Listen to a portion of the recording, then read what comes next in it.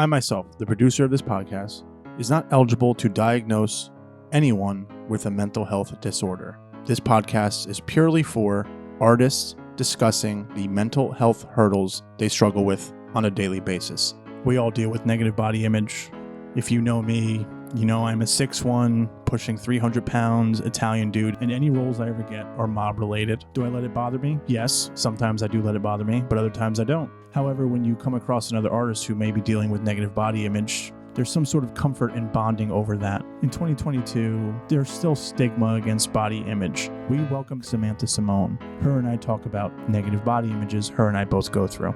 Samantha is a Brooklyn-based actor, producer, and teaching artist. She's an alumni of Columbia University's FMA acting program. You can catch her on TV as McKenna in CBS's Blue Bloods, and coming to the big screen soon, her first feature film titled Townhouse Confidential. And when Samantha is not acting or teaching, she is most likely cuddling up with her adorable puppy Ned. Here's Samantha Simone and I discussing negative body image. We hope you enjoy.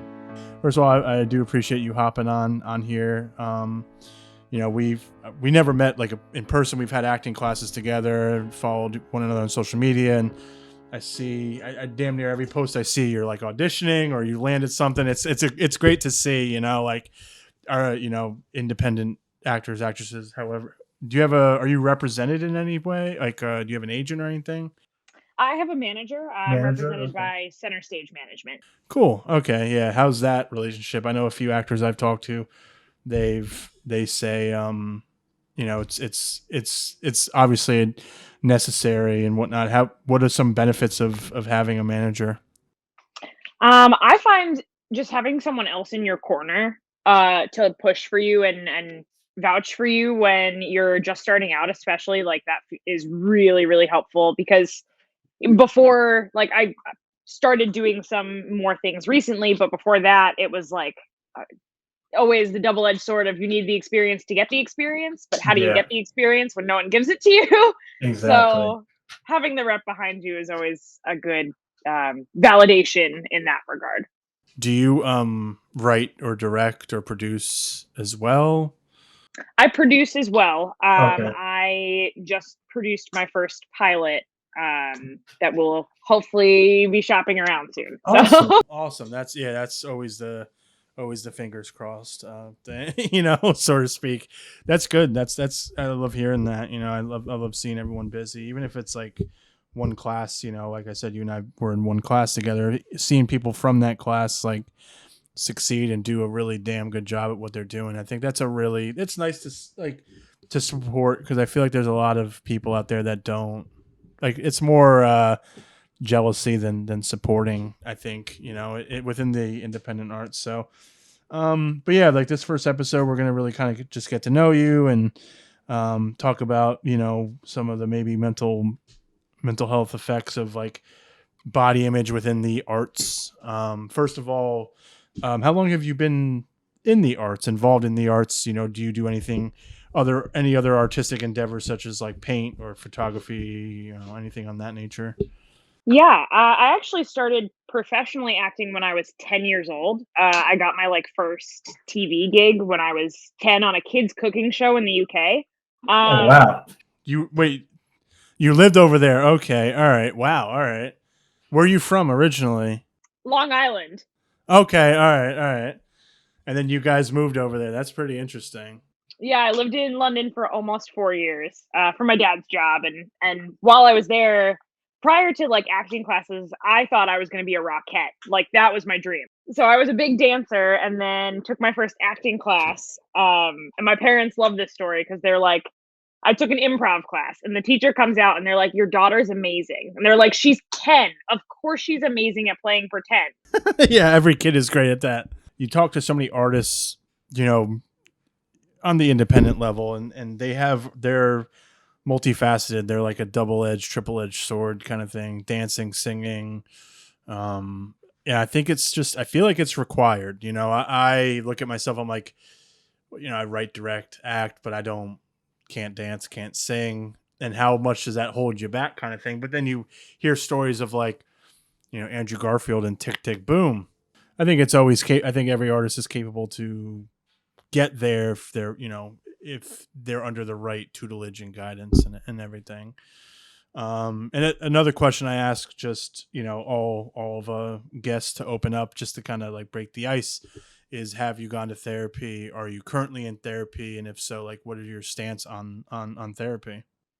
Yeah, I am not currently in therapy, but I was in therapy for, it was a long time. I started in undergrad, so like on again, off again for almost 10 years. I love therapy. I'm like a big believer in it. The only reason I stopped is due to healthcare, and Yeah. my medical insurance didn't no longer covered my expenses. Which, that's a shame, because you just never know, like, what, if that happens to someone who's more susceptible to being suicidal and stuff, and it just kind of cuts off like that, you just don't, a lot of bad stuff could happen. I really wish certain healthcare, you know, companies would. And they probably feel like, oh, if I have to bend the rules for one, I have to bend them for all, kind of thing. But I don't know. I just think therapy is really important for. Like, I think everyone belongs in therapy. It's very important.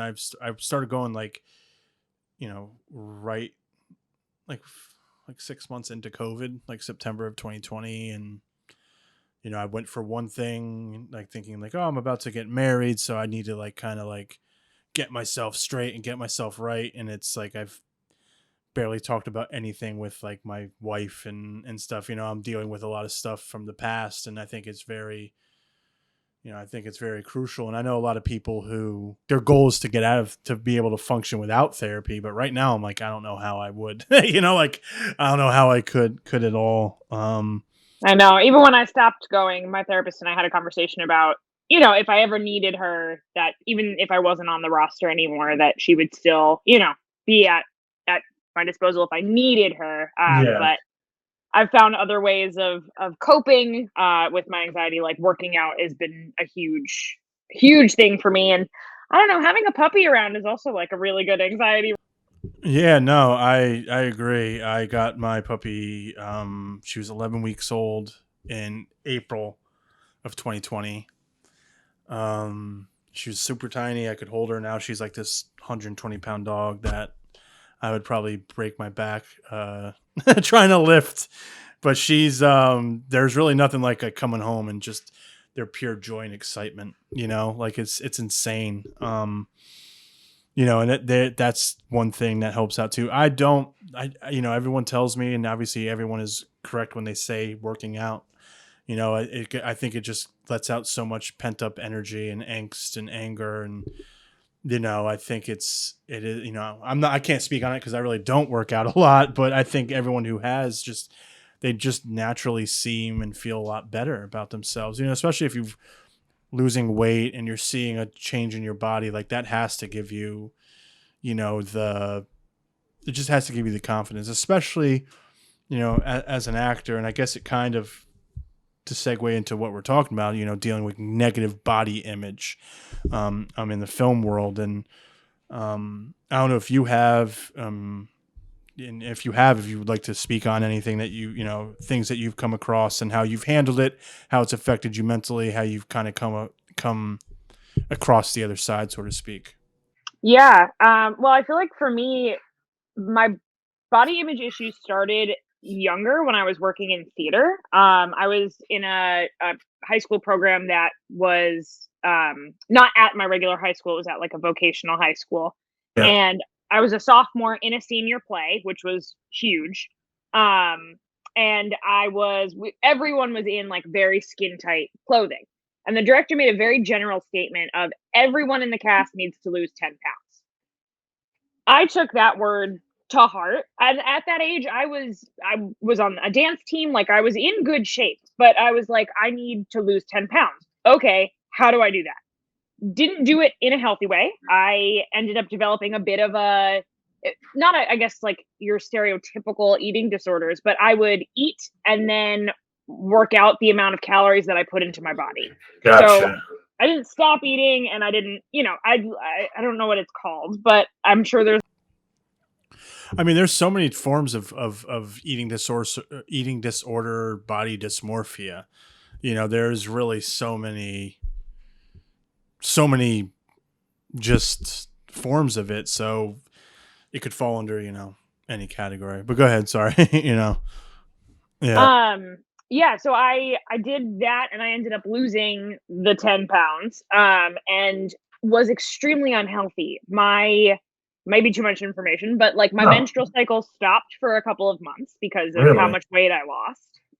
That's Um, crazy. it was nuts, and then, like, looking at images and pictures of myself from that time, I don't look at that girl and go, "Wow, she's healthy and she's capable of doing a really physical show." I look at her and I go, "She could break." Like, Yeah. That's kind of scary that you can kind of look at that and see that. But at the time, if you felt healthy enough to do it, then you always look back and you wonder kind of like how'd you ever function like that? I'm I'm like 6'1", and I always teetering between like 250 and 270. There was points where I was 300 pounds, and I look back and I'm like, how the fuck did I really function? Like even like 2 years ago, like right before COVID, well, not 2 years ago, but October of 2019, I was, I looked at pictures of my dad's retirement party, and like I just looked super unhealthy, and it's like, how did you how did you function like that? And there's two sides to every coin. Like you're saying, your stage manager said everybody has to lose 10 pounds. That's probably like the worst direction anyone could ever give people, because you seem like you're very, you're small and you're like more like on the petite side. So if you got to drop 10 pounds, like that could like endanger your health. Like you were saying, you look back and you're like, I don't even recognize. And how old were you? You said you were a sophomore in high school? Like what? Yeah, yeah, yeah. That's yeah. And kids are very impressionable, in my opinion. I think when you talk about a lot of weight, and when parents say well, you always think when parents say stuff, but it's like when in general, you're someone you look up to, like your director, stage manager, as you said, like you took it really to heart, so was that one of the like main things that really was that like the one thing that stood out to you? Has it happened to you in your adult professional life? Or I think we're living right now in a time where you know people are watching what they say, it's not a bad thing. I think everyone should always watch what they say to people, especially artists of of certain caliber. So have you come across anyone you know who's kind of told you about that in your adult life, or was it really only in high school? it happened a bit in my adult life, but for me, after that incident in high school, it was a real hard smack in the face of, Yeah. wow, that's not the type of person I wanna be. So it did come up again in grad school where we had one-on-one meetings with a specific professor, and he would comment a lot on our physical appearance, whether it was weight or complexion or like my hair color is not naturally red, and it is like Okay. actually pretty close to yours, like really dark. I'm Really? Sicilian, like really dark brown. Okay, yeah, no, no, so yeah, yeah, I'm Italian. As people say, I'm Italian as fuck. Everyone makes fun of me for it. I didn't know that you were in a redhead. That I couldn't know if I could imagine you with darker hair, because you do pull the red off.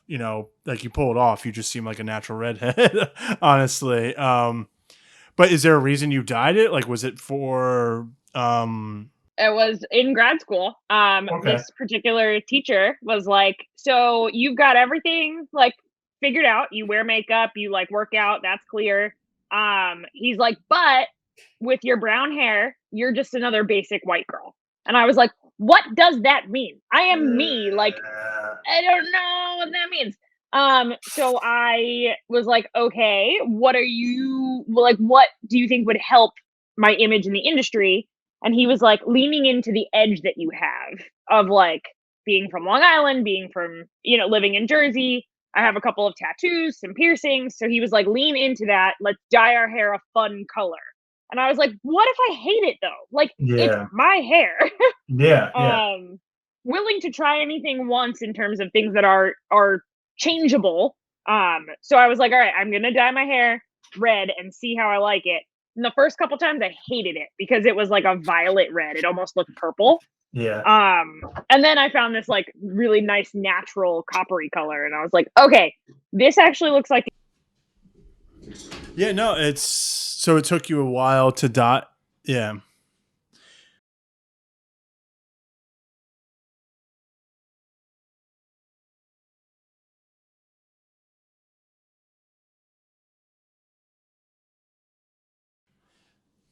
Yeah, I mean, that's kind of crazy that. And so, but do you like the red hair now? Oh, you're just so used to it. Yeah. Will you ever go back to your natural hair color, you think? My wallet would love it if I went back to my natural hair color. Yeah, that's funny. That's funny. I was talking to my wife and my sister the other day about something, and I was like, yeah, my haircut and beard is like $50 with tip, and they're like, that's it? Like it's double mine. I was like, what? And they come back looking great. Like their hair looks amazing and really nice. But yeah, it's a fortune to keep it up. I guess you could say. Do you think certain celebrities, and I'm talking like A-listers, where I don't know about you, where I would like to be one day, like amongst like you could like working as a full-time artist, not doing a day job as all of us do. Do you think they really, well, it's a two-part question. Do you think casting directors or producers talk to them as if like they were talking to like as if you were talked to in your undergrad? And B, do you think they're super affected by it? Because I always wonder why actors change looks all the time. Like you look like at a, one person that comes to mind is like Brad Pitt always seemed to be changing like his look, hair wise, style wise. Is it because of a certain role? Is it this? It's that. But what do you think? Do you think like still, no matter like how quote unquote famous you are or big you are, you still think that they get treated as such, and if they're really affected by it? I think they probably get treated the same way, but it's more like you were saying, like character based. Because a lot of these actors do like change their appearance for certain roles, especially if they're portraying someone who already exists. So like drastic health changes, but I mean, I still don't think it's really healthy. And watching some of these actors do these huge transformations, sometimes it's for the better and sometimes it's not. But like, Yeah. it's always really amazing to me to watch and then watch them go back to what they looked like or what their next role is going to be. And I think that's a really hard thing to do because then who are you like when you come back at home? I think it comes down to also I've talked to a few actors about this method acting, and I would love your input really quickly on what are your stance on method acting? I'm not a huge fan of it.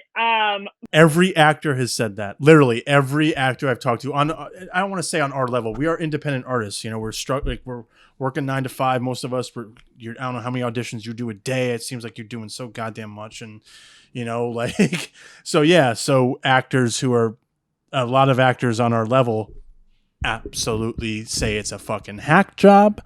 And it is, you're not really learning your craft that way. You're kind of, actors are not supposed to be, actors aren't taught that way to be method.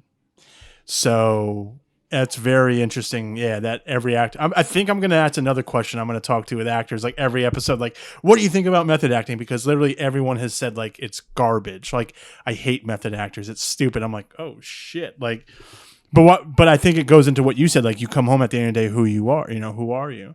But why does, have you tried ever going method?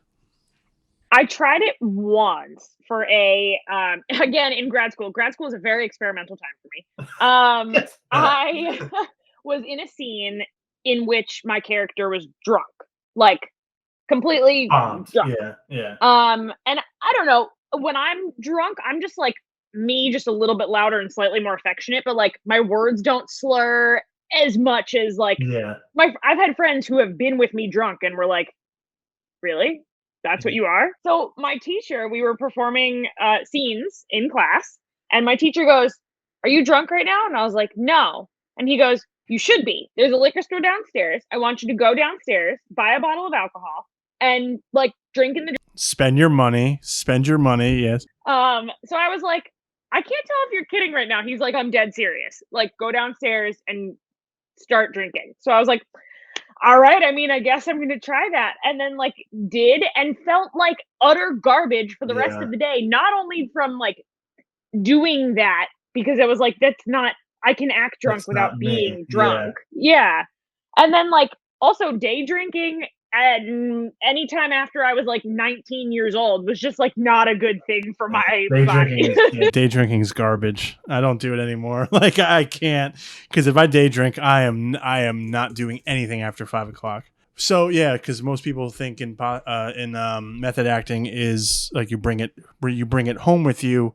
I also think what you did is also method acting, because there was a short I just did where the character was just no sleep and drunk, and I didn't stay up all night to act because I was also producing and helping out, so I didn't want to like be like completely like useless, but I did take like a few sips of whiskey beforehand to loosen up. I think that is a slight thing, you know, in method, in my opinion, that's slight methody. But yeah, I don't know. Do you like the negative effects of how you're supposed to look? What do you think are some, like when you know, because I'm, like I said, I'm a bigger dude, and you see a lot of the lead males look the same on a bigger scale, and even on like an independent scale. It's tall guys with slick back hair, and they, you know, do rock hard body. Honestly, that's how every lead looks from a male standpoint. I'm sure female standpoint is, you know, everyone's like, I want to see blonde hair, blue eyes, all this other bullshit.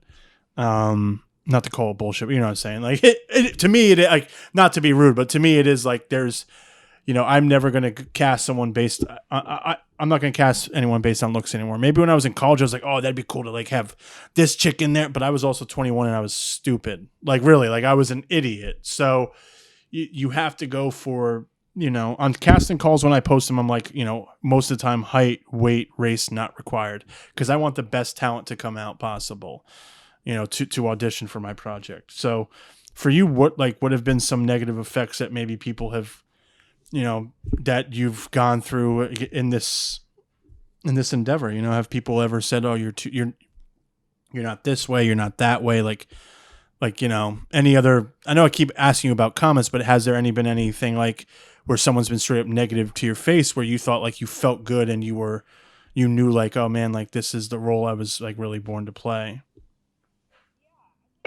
That's happened a couple of times where, and it's always little stuff where like I I had an audition back when we auditioned in person.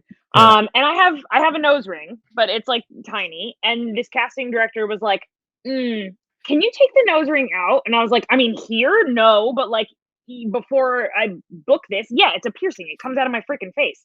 And then they were like, you know, but actually what the piercing tells me is the kind of person you are. And I was like, what does that even mean? And I asked, I was like, what does that mean?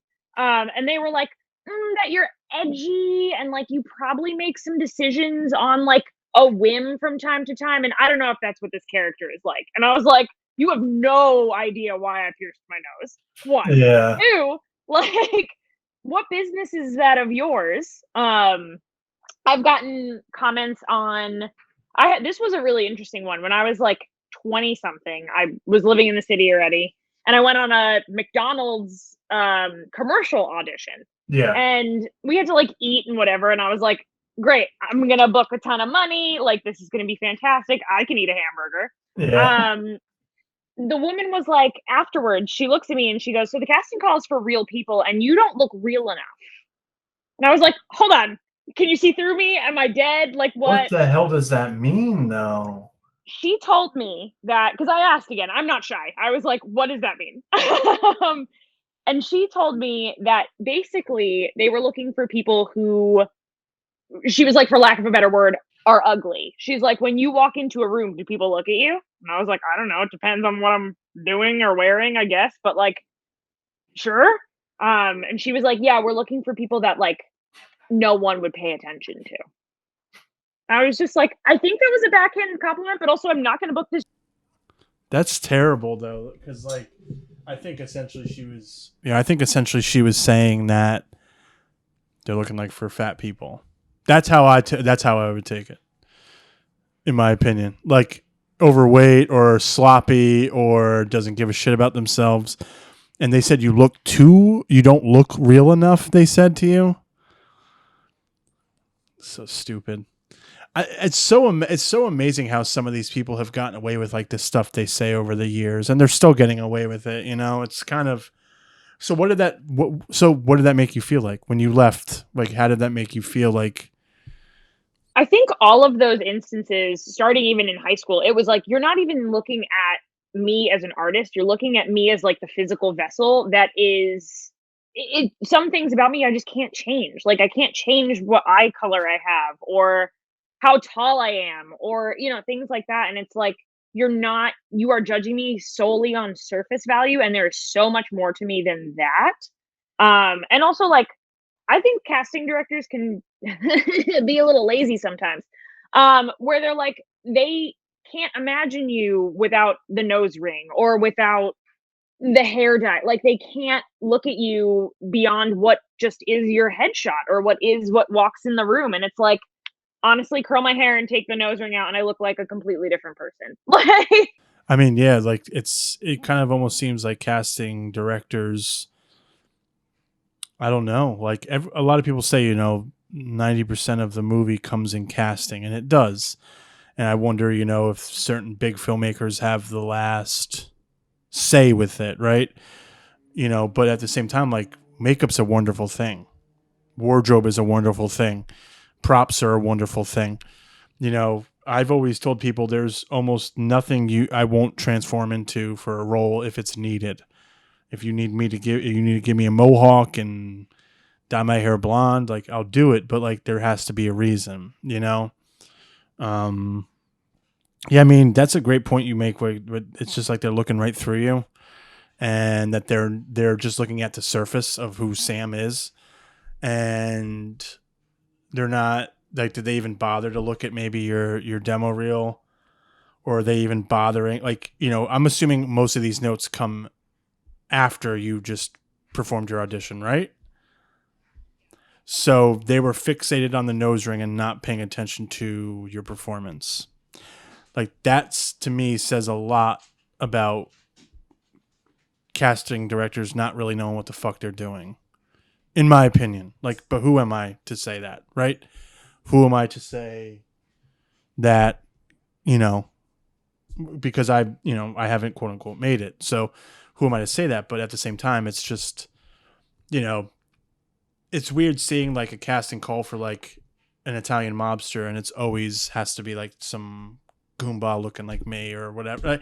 You know what I'm saying? Like it's, I think there's more. I think you just hope that people pay attention more to talent than anything, right? yeah, and it is so interesting. Like, on the other end of that, I am Italian American, and I don't get called in for Italian ever because it's light hair and very pale complexion, and they're like, Irish, Scottish, what is she? Like, no, she's Sicilian. Well, people do correlate red hair with Irish. I'll be the first to admit, like I didn't know you were. I figured by your last name, but just because it ends in a vowel. So, but yeah, like, oh, red hair is Irish. It's like, no, not necessarily. Like, come on now, so, so what to you were some like stereotypes of a body image that you would like to see, kind of like, or stereotypes, yeah, strictly body image for like certain roles that you would like to see, kind of like, kind of do like a 360. Like, so in my opinion, like a lead, how would you like to see leads look a little bit different? I'm strictly talking like body image, not like race or anything. 'Cause I think it's being, the diversity is coming up with a lot, it's on its up and up for sure. But I'm talking more so body image. Like what would your ideal, I guess, like if you were a director, what would the ideal image of like who your cast would look like and be? Yeah, I mean, I think it goes back to what you were saying before of just getting the right person to tell the story. So, regardless of what someone looks like physically, getting them in there to tell the story. I was having this conversation with a friend who was talking about disabilities in the arts as well, and that's Yeah. another thing that's like, we will hire an able-bodied actor to portray someone who is not able-bodied, and that is, I think, detrimental. Like, we shouldn't be telling those stories. I don't have that voice. I don't know what it's like to be blind. I don't. So, like, I should not be the one. Can I play that? Maybe. But is there some, I think there is an extent to where if we don't really know what that is, it's almost false. So I think, like, just getting to a point where anyone who is right for the story can tell it. I find myself to be more of your, like, quirky character, like your quirky best friend, and that Mhm. ends up not going to me because I am athletic and petite, and I can do that, like, I can do the funny, but I That- don't get looked at for funny because I'm quote unquote closer to, like, what leading lady material looks like. That's interesting you said that, because another note I have is like, why do you think overweight actors and actresses are always the goofy characters? You look at, because is it because they fall? You look at like Rebel Wilson, Chris Farley, Jonah Hill. Who are some other ones who are overweight? Yeah, like you just look at some overweight actors and actresses, and it's like they're always deemed like the goofy, like gotta fall, gotta eat shit, gotta make a mockery out of themselves. Like, why do you think that they're not leading men and women? I think all of this stems from, like, old Hollywood. Like, if you Yeah. look back at the classics of your Audrey Hepburns and your Marlon Brandos, and I think it was Marilyn Monroe where they were like, "Oh, she's a woman with figure." I'm like, "I'm her size." Like, what are you talking about? Yeah, she was thick back in the day. Like, what? Yeah. Thick has a whole new meaning now, honestly. Have But I think that. it, like, stems all the way back there of, like, Yeah. where these images are coming up from, and even in the theater, it's that old mentality of, like, the starving, struggling artist, and then associating that with, like, being thin and frail and all of that, and it's like, I don't know about you, but when I'm hungry and, like, worried about where my next paycheck is coming from, my art is not good. Yeah. Yeah. I mean, me freaking out about, just financially freaking out. I'm not being like, you know what? I'm gonna write a masterpiece. I'm like, no, I gotta fucking survive to make rent right now, Yeah, my dog needs to eat. Yes, always, yeah. So has this, because I know, like, I sent you a few topics, and you chose this one as well to talk about. Did you, do any of your friends, and I'll specifically say fellow actresses, have they come to you and, like, kind of told you, like, hey, like, I this casting director said this or this, because it sounds like it's mainly coming from casting directors. I mean, if you're casted in a project, minus your play sophomore year in high school, where someone's like, everyone's got to lose weight. But what are some of, because you seem to be having a very, if someone says anything about your appearance, you're kind of challenge them as to why. Like, why do you need to know this? Why? Some actors and actresses aren't, as brave or doesn't want to speak up enough. So have you had any friends in the industry to be like, hey, like, this person said this to me, like, the effect of that, like, and how much of a bigger problem it is than we really even think of, or that we even really know of. Like, can you speak, you don't have to give names, but any other instances where you were like, I can't believe that happened, but at the same time you weren't really, like, surprised? Yeah, I think a lot of it comes to, I also work with young kids. I, like, teach acting, I coach it, and I direct, Wow. like, All right. YouTube videos for little ones. And that's a big lesson that they are learning at a very, very young age. I had a little girl go in for a casting call. She was perfect for the part. Like, I read the description and was like, "This is yours. Book it. Done." And she didn't end up getting it.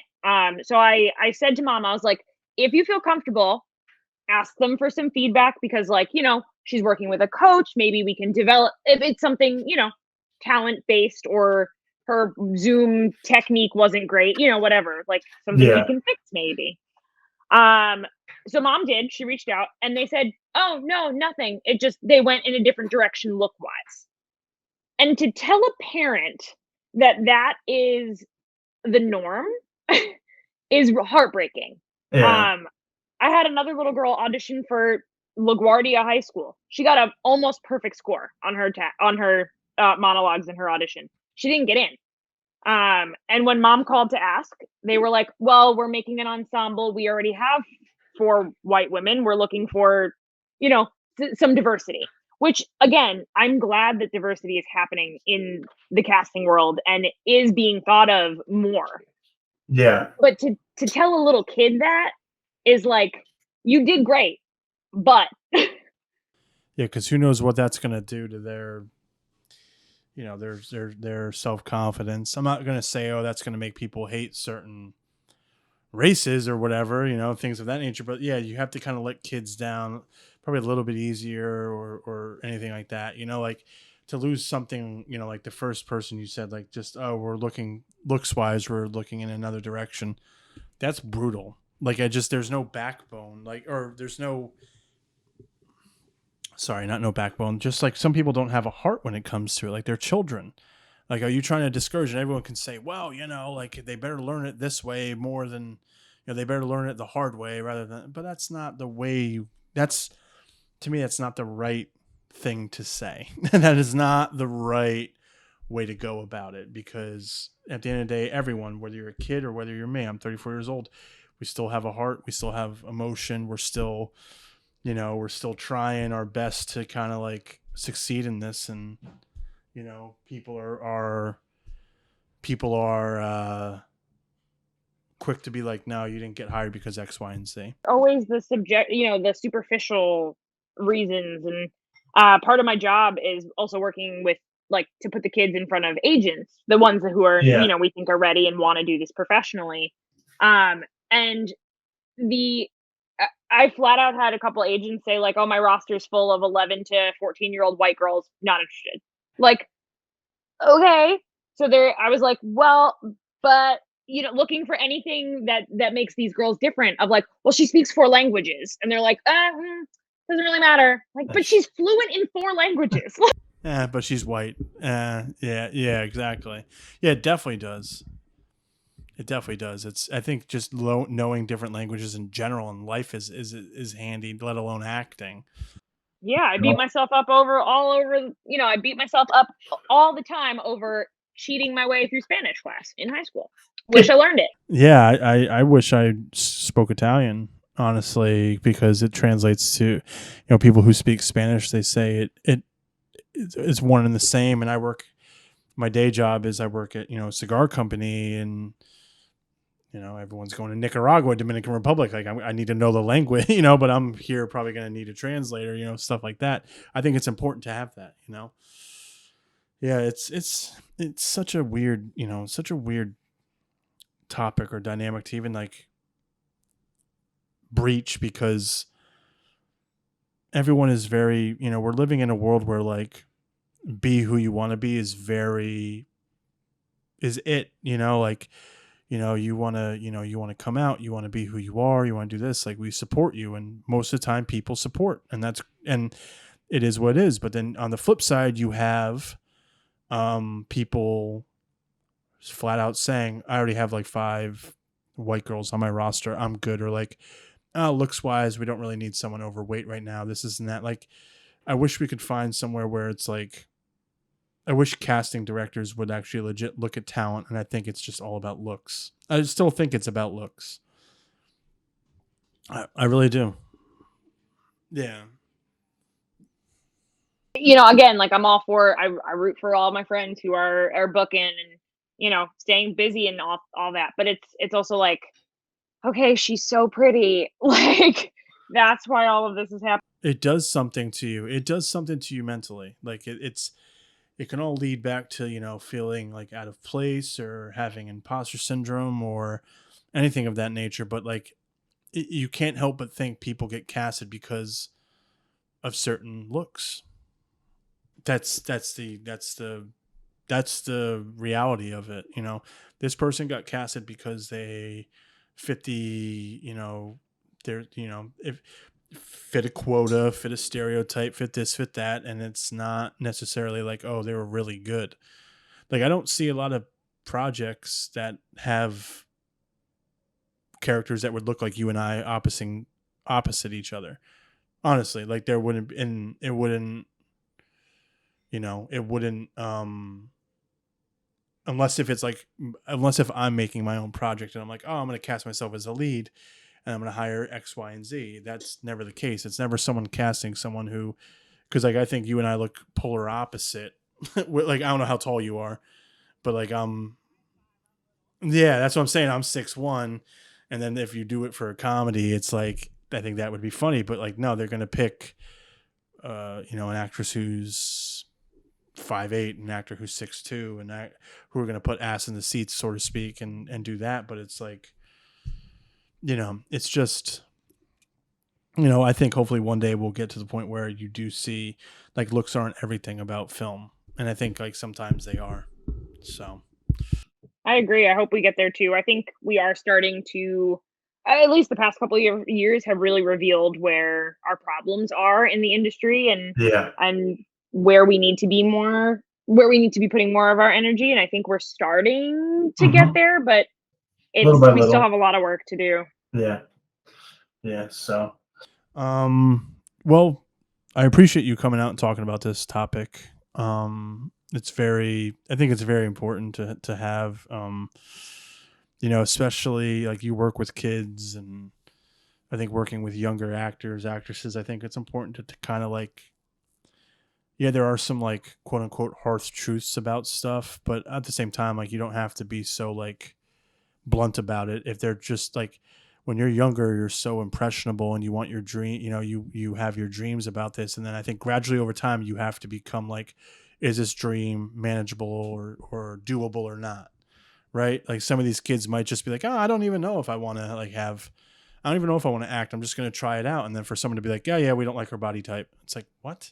One day, maybe like most of the industry is changing.